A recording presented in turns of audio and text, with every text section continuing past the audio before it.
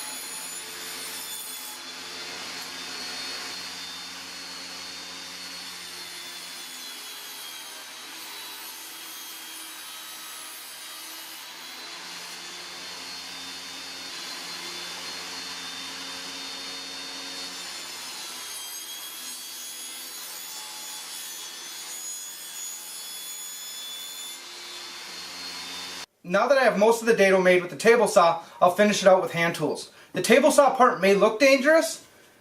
There's a better chance of me bleeding doing this part.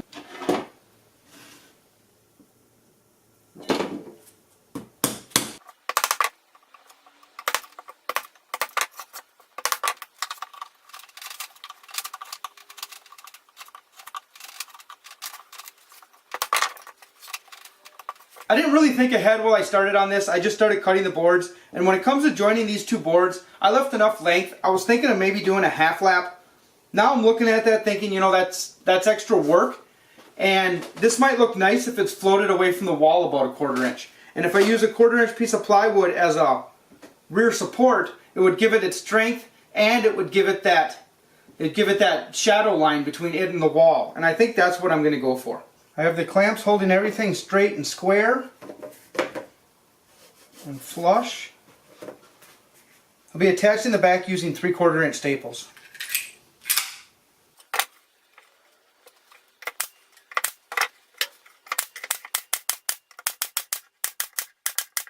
Now what I have to decide though is if I like this profile with the 11-degree taper here and just the flat top, or do I want to try to take an 11-degree and a square out of here. Give me some sort of a lip on the front to keep pens and pencils from rolling off, and I think I want that.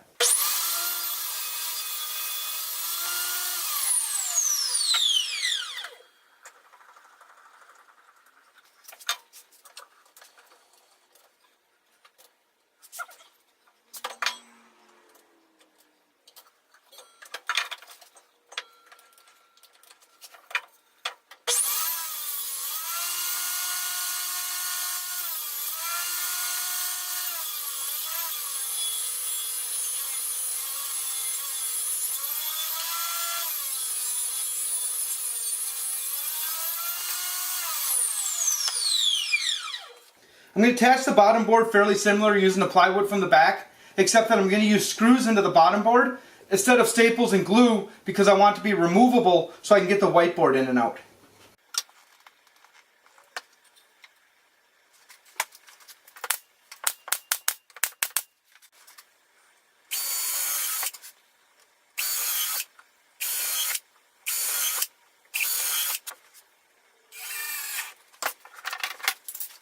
And now for the fun part.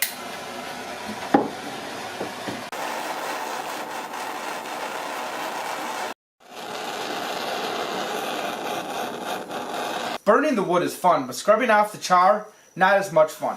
It is also the one point in Shou-Sugi-Ban where you can kind of mess up. You have to make sure you scrub with the grain and don't scrub too aggressively because you'll scratch the surface and those scratches look terrible once it's finished. I use this Scotch-Brite pad. It's a fairly thick pad and I just kind of go lightly.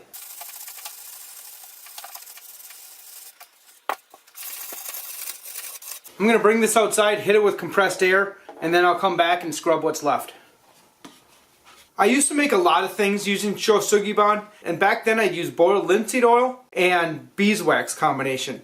I don't have any of that homemade finish, and I don't have any beeswax right now, so I'm going to use this Minwax paste finishing wax. I haven't used this wax on this before, but I know when I'd use the other wax, if I'd end up with any kind of a buildup in a corner, I could hit it real quickly with the torch and it would take it right out. I don't see any buildup here that's giving me an issue though, so I think I'll be alright.